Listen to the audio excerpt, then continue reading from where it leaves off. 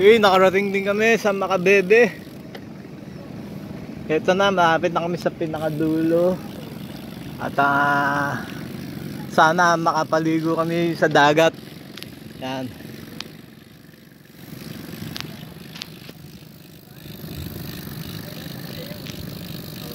Ganda, oh. Diretso yung kalsada. Mula sa Masantol. Pumasok kami dito, diretso hanggang Makabebe. Yan. Puro tubigan. At mga bundok sa malayo. Yung part ng bundok na yan, malamang saldo hanggang po na yan. Morning! Shout out! Yun. Marami na nanggaling dito. 3 peloton na yung nasa lubong namin galing dito. Maaga sila.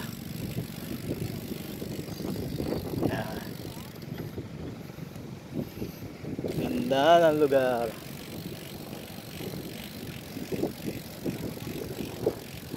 May mga nangungunan talaba.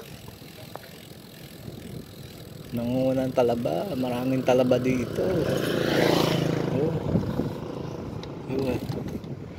Ayun, ano kaya kapanon? Baka mga shell. Mukhang masarap din mag-fishing dito.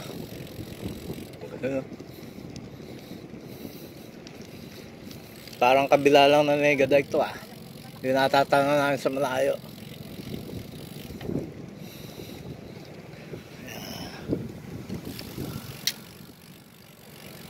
Medyo nasisira na yung karsada dahil kinakain ng dagat yung lupa sa gilid niya.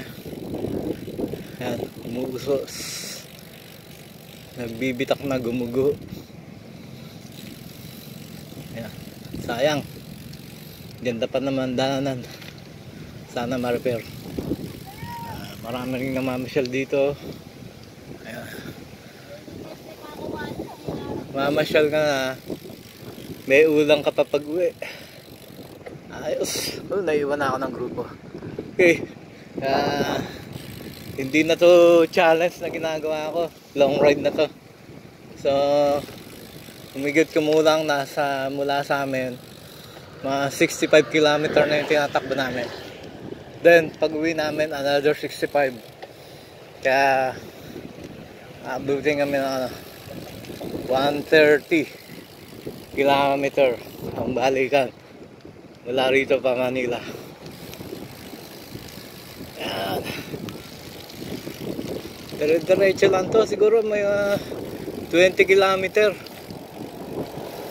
mula sa Masantol. Naglalambat.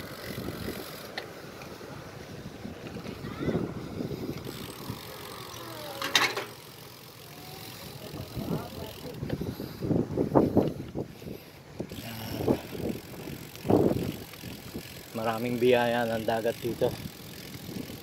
So, ano kaya yung bundok na yan? Ano ko, parting ano na yan Bataan, Olongapo, mga bundok niya. Okay, lapit tayo sa boundary.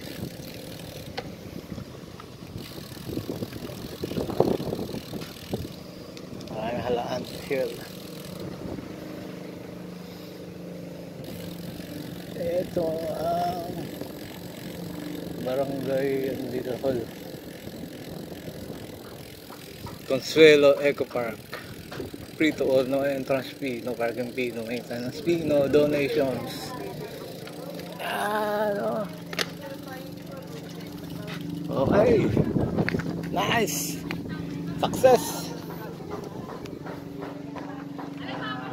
Consuelo, Makabebe. Hey. Narating din namin. First time ko rito makarating. Okay. Bye.